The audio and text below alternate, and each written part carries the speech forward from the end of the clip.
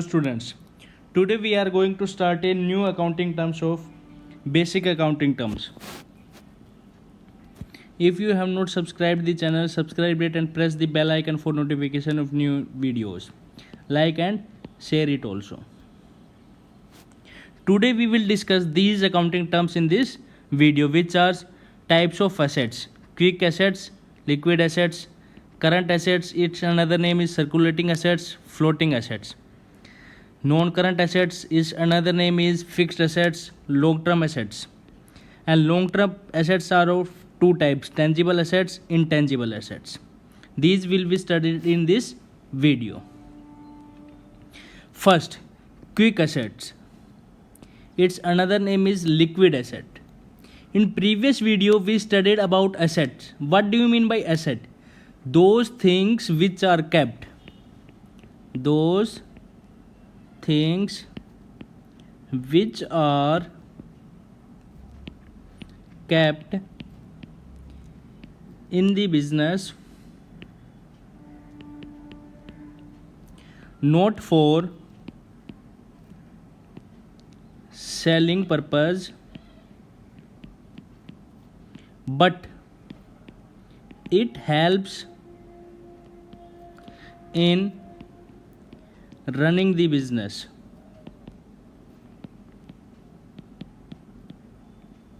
is known as assets. वो वस्तु, वो सामान जो बिजनेस में रखा हुआ है बेचने के लिए नहीं, बट किस लिए? It's help in running the business, business को चलाने में हेल्प करती है। वो सामान क्या कहलाता है? वो थिंग्स हमारे लिए क्या है? Assets. This definition is studied in last video, but today we will study about quick assets या liquid assets. What do you mean by liquid assets, quick assets?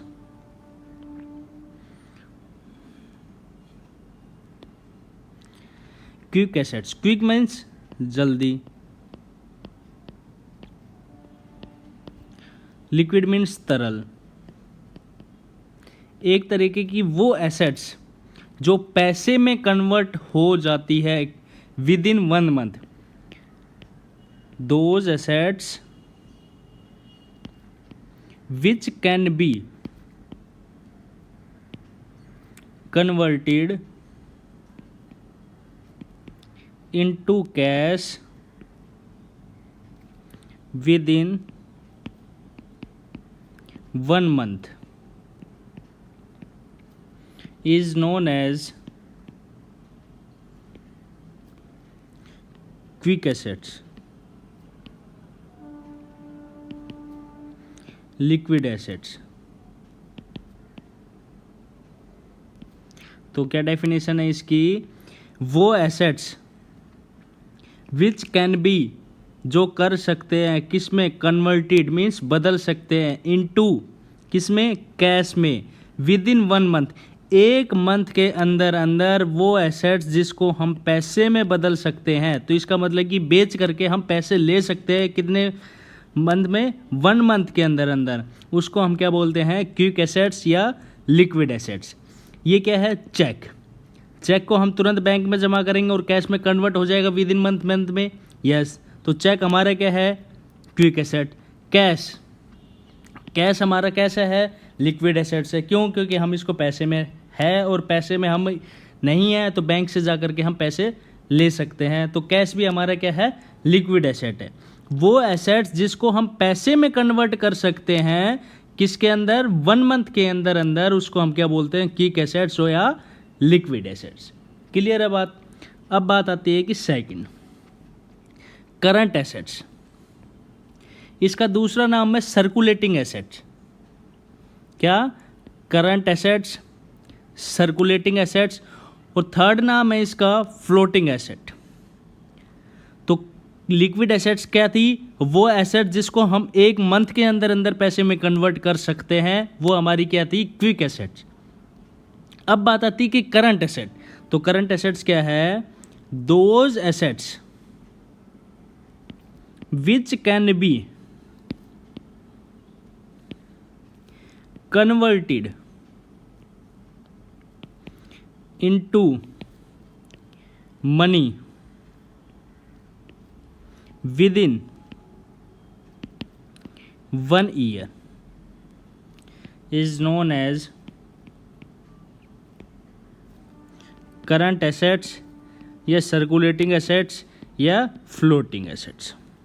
वो एसेट्स जिसको हम पैसे में कन्वर्ट कर सकते हैं कितने साल के अंदर अंदर, 1 साल के अंदर अंदर, 1 साल के अंदर अंदर, उसको हम क्या बोलेंगे, करंट एसेट्स या सर्कुलेटिंग एसेट्स या फ्लोटिंग एसेट्स। लाइक एग्जाम्पल, इसका डेटर, स्टॉक, डेटर हो गया, स्टॉक हो गया, BR etc. These terms will be discussed in further videos, but these are the examples of current assets. Stock हमने discuss कर लिया, debtor and BR these terms will be discussed in next video. तो वो assets जिसको हम पैसे में convert कर सकते हैं कितने साल के अंदर अंदर, 1 साल के अंदर अंदर। जो स्टॉक है हमने उसको बेच दिया और पैसा मिल जाएगा 1 साल के अंदर अंदर, तो हम स्टॉक को बेच करके पैसे में कन्वर्ट कर सकते हैं 1 साल के अंदर अंदर। तो स्टॉक हमारी क्या है, करंट एसेट। तो वो एसेट्स जिसको हम 1 साल के अंदर अंदर किसमें, पैसे में, मनी में कन्वर्ट कर सकते हैं, उसको हम क्या बोलते हैं, करंट एसेट्स या सर्कुलेटिंग एसेट्स या फ्लोटिंग एसेट्स। क्लियर है बात? Okay. Now non current assets. Non current assets का दूसरा नाम है फिक्स्ड एसेट्स, या हम इसको कह सकते हैं long term asset. Quick assets क्या है, जिसको हम 1 साल के अंदर अंदर पैसे में कन्वर्ट कर सकते हैं, 1 मंथ के अंदर अंदर।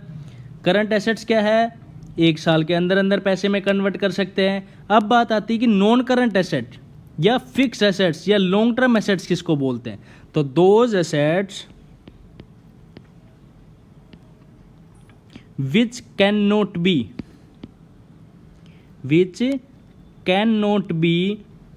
converted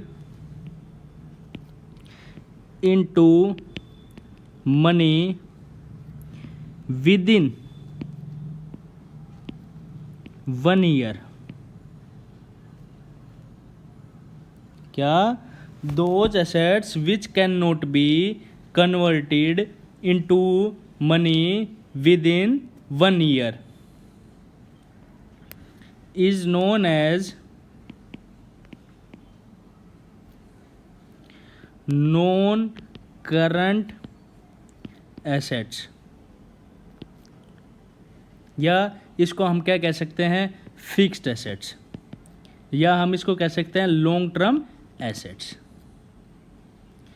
it is also known as fix assets, long term assets, non current assets को हम एक और नाम से बोल सकते हैं, इट इज ऑल्सो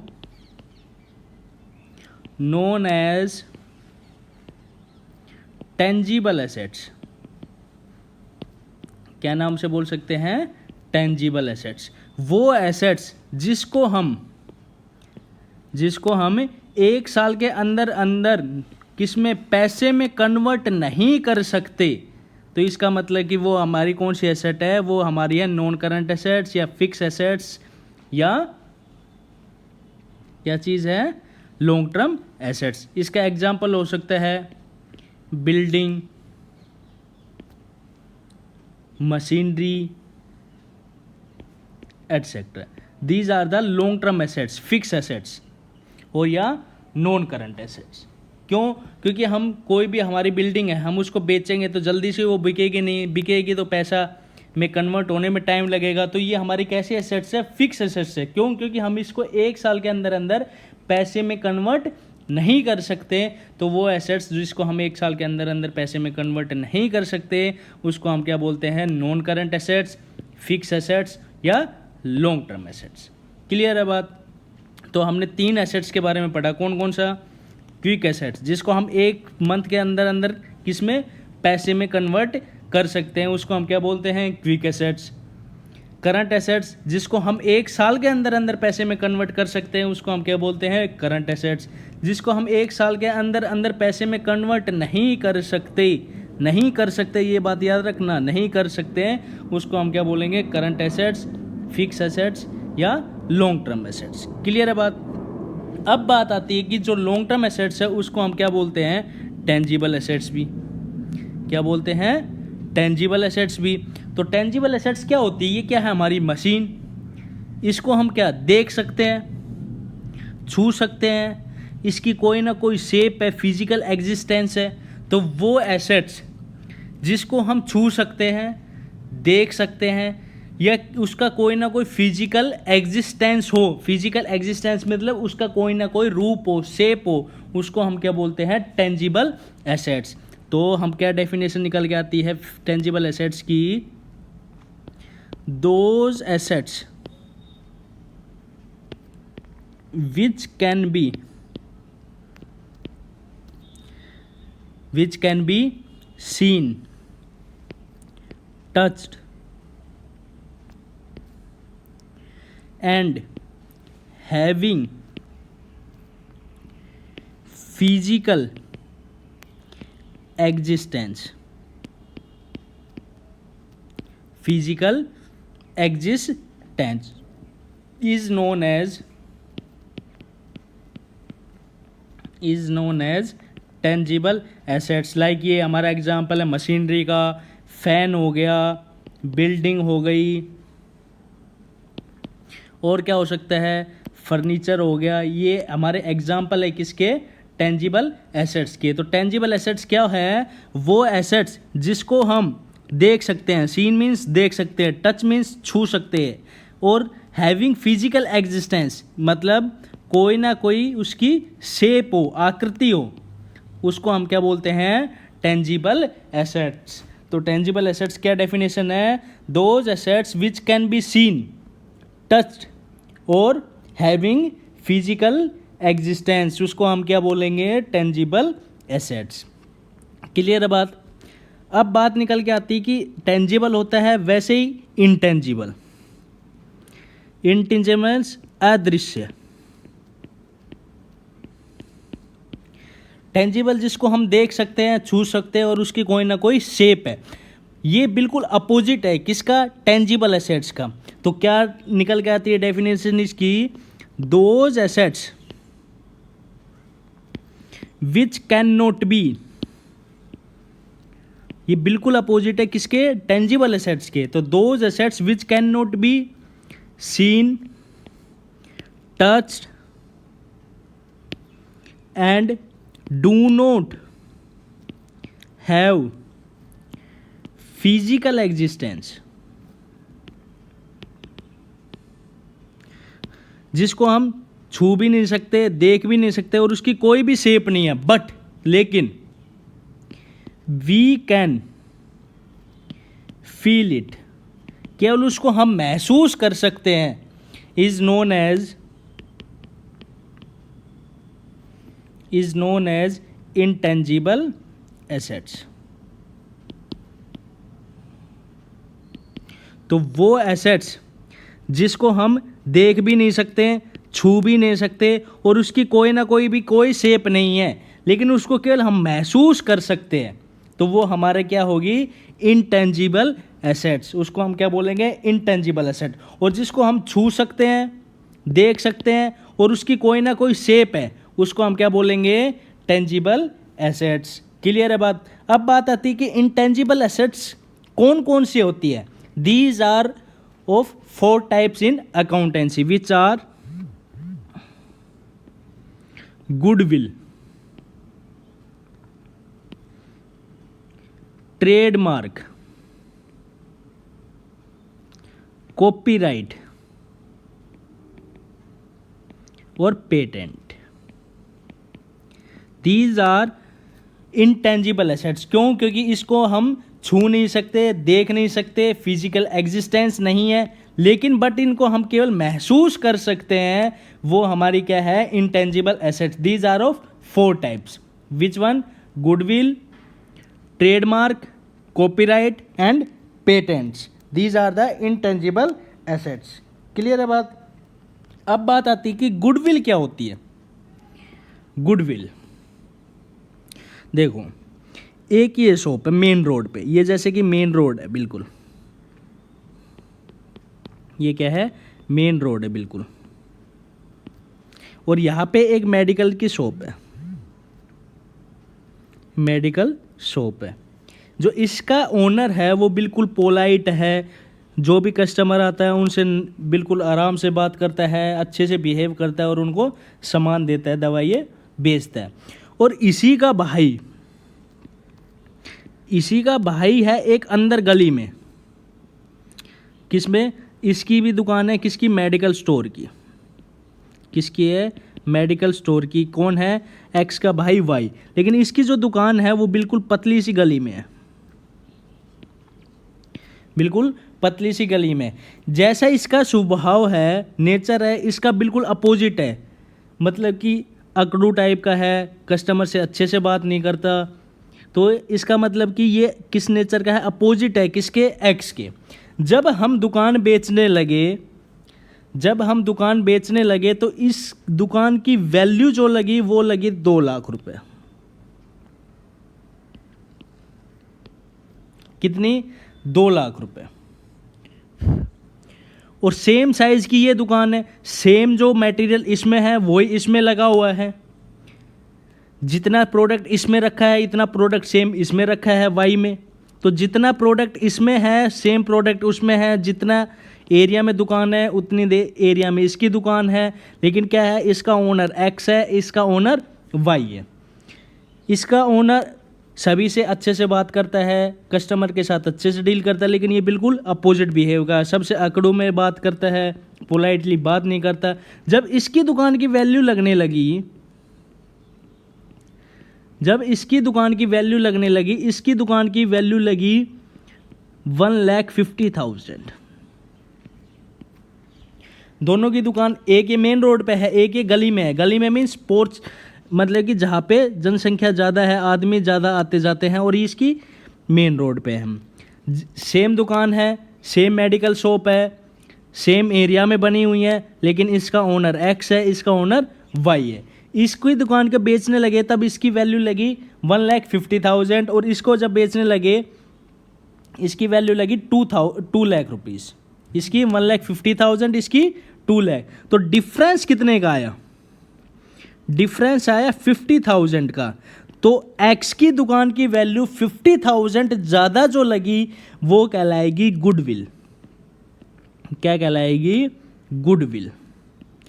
क्यों लगी, क्योंकि भाई ये सबसे अच्छे से बात करता था, इसका स्वभाव अच्छा था, सभी को अच्छे से डील करता था। तो इसकी जो रेपुटेशन है बिजनेस में, मार्केट में, हर जगह जो रेपुटेशन है एक्स की वो क्या है, अच्छी है, और इसकी रेपुटेशन क्या है, खराब है। तो इसकी जो वैल्यू 50,000 जो ज़्यादा मिल रही है, जब हम बेचने लगे तो इसकी 50,000 रुपये 50,000 ज़्यादा मिली, तो वो हमारी कहलाएगी गुडविल।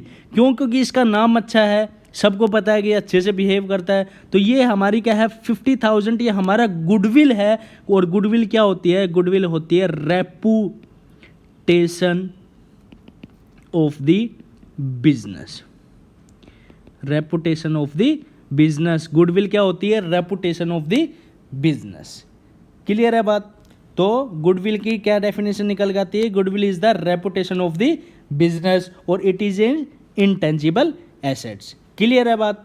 तो गुडविल का डेफिनेशन क्या है, reputation of the business. Goodwill का मतलब क्या होता है, it is the reputation of the business. Clear है बात, ओके। अब दूसरी जो निकल के आता है डेफिनेशन किसकी, patents. These are also intangible assets. ये भी क्या है, इंटेंजिबल एसेट्स, पेटेंट। क्लियर है बात। एक आती है सर्फ एक्सेल। सर्फ एक्सेल साबुन का नाम सुना है। उसको जो बनाने का फॉर्मूला है, जो उसको बनाने का फॉर्मूला है वो किसके पास है, जो कंपनी बनाती है केवल उसी के पास है। तो जो सर्फ एक्सेल का जो फॉर्मूला है, इस कंपनी ने क्या करवा रखा है, रजिस्टर्ड करवा रखा है कि हम सर्फ एक्सेल की साबुन केवल हम ही बनाएंगे और कोई नहीं बना सकता। क्योंकि इसने जो सर्फ एक्सेल की साबुन का बनाने का जो फॉर्मूला है वो क्या करवा रखा है, रजिस्टर्ड करवा रखा है, और उस फॉर्मूले का कोई दूसरा यूज नहीं कर सकता। तो पेटेंट्स क्या हो गई, पेटेंट हो गई, it is A registered formula is known as patents. क्या हो गई? Registered formula. इस कंपनी ने अपना फॉर्मूला रजिस्टर करवा दिया कोर्ट में कि हम सर्फ एक्सेल जो साबुन बनाएगा, वो सर्फ एक्सेल साबुन जो बनेगी इस फॉर्मूले को बना करके क्या मिलेगी हमें? सर्फ एक्सेल साबुन बनेंगे। और इस फॉर्मूले का इसने क्या करवा दिया? रजिस्टर्ड करवा दिया। तो इसका मतलब कि अब जो सर्फ एक्सेल जो साबुन बनाएगा उसका जो फॉर्मूला है केवल किसके पास? उसी कंपनी के पास रहेगा जिसने उसको रजिस्टर्ड करवा दिया।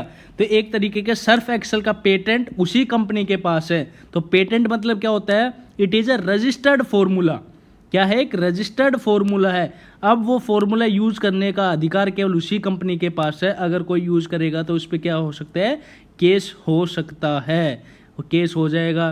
तो पेटेंट्स मीन्स रजिस्टर्ड फॉर्मूला। अब इस कंपनी ने अपना फॉर्मूला क्या करवा दिया? रजिस्टर्ड करवा दिया। तो अब इस फॉर्मूले का यूज केवल यही कंपनी करेगी और कोई कंपनी यूज नहीं कर सकती। क्लियर है बात? तो ये हमारा आ गया पेटेंट। पेटेंट क्या होता है? Registered formula. क्लियर है बात? अब जो अगली डेफिनेशन निकल के आती है वो आती है ट्रेडमार्क। ये आ रहा है BIS hallmark, Agmark, ISI mark, FPO mark. These are symbols. These are symbols. Trademark क्या होता है?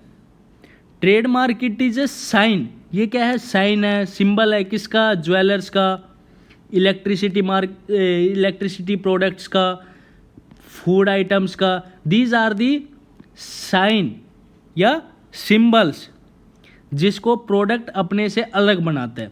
जैसे कि एक विम है,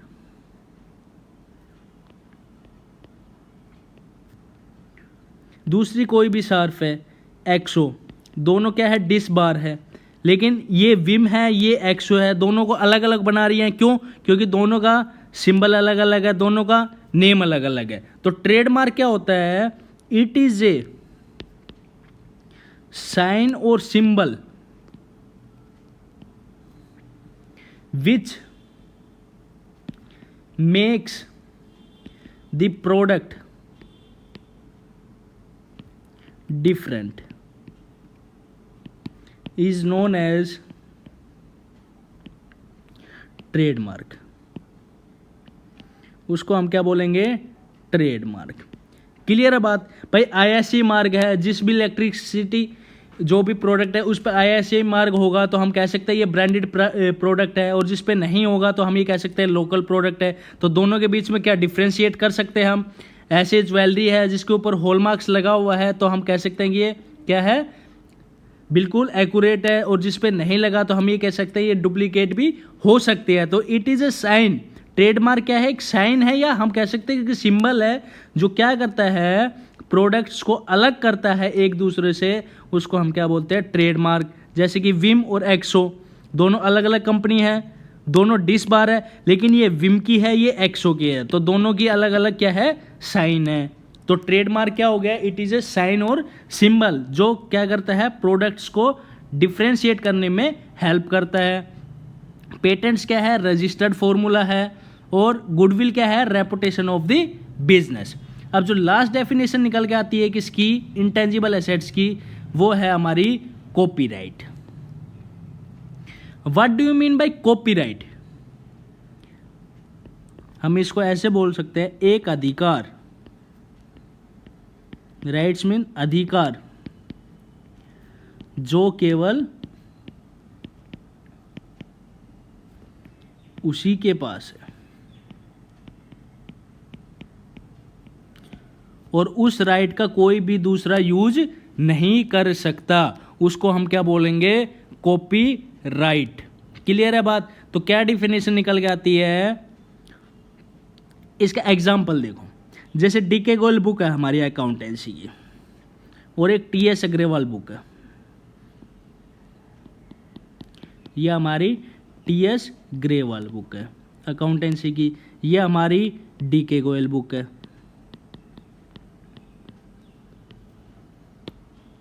क्लियर है बात?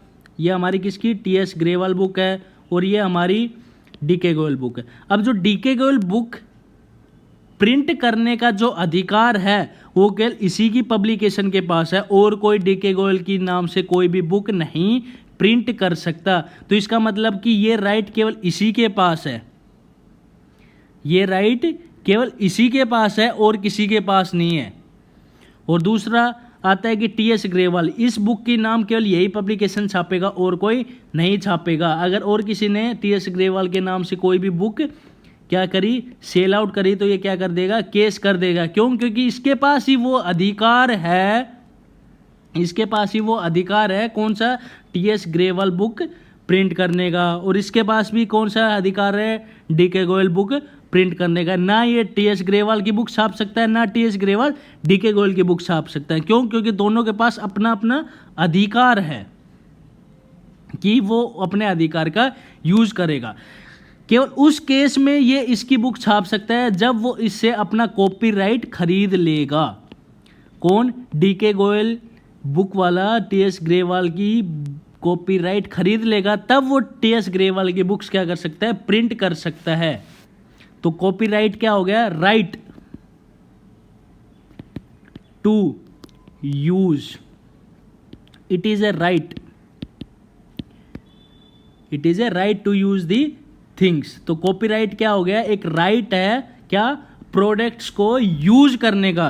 तो हम इसको जो राइट है, कॉपीराइट, इसको हम देख सकते हैं नहीं, छू सकते हैं नहीं, इसकी कोई ना कोई शेप है नहीं, लेकिन कई हम इसको महसूस कर सकते हैं कि ये वाला book D K Goyal T S. Grewal नहीं छाप सकता, T S. Grewal D K Goyal book नहीं छाप सकता। दोनों के पास अपना अपना अधिकार है किसका, यूज करने का। ऐसे ही ट्रेडमार्क है, इसको हम क्या कर सकते हैं, देख सकते हैं नहीं, छू सकते हैं नहीं, लेकिन इसको हम महसूस कर सकते हैं। भाई जिस पे ऐसे प्रोडक्ट होगा वो हमारा क्या है, ब्रांडेड प्रोडक्ट है, और जिस पे नहीं है वो क्या है, लोकल है। पेटेंट्स, भाई किस तरीके का होता है फॉर्मूला, जरूरी थोड़ी कि हमने ब्लू पेन से लिख दिया तो वो ब्लू कलर का फॉर्मूला होगा।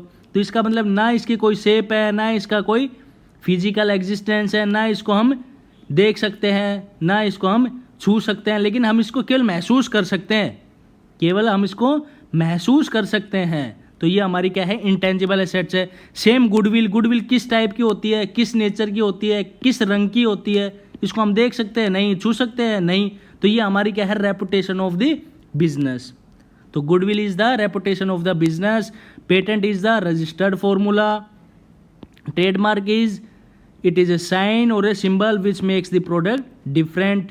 Copyright it is the right to use the things, एक अधिकार है जो केवल उसी व्यक्ति के पास है कि वो उसका अधिकार का यूज कर सकता है। These are the types of intangible assets. If you like the video please like it, share it and subscribe it. Thank you.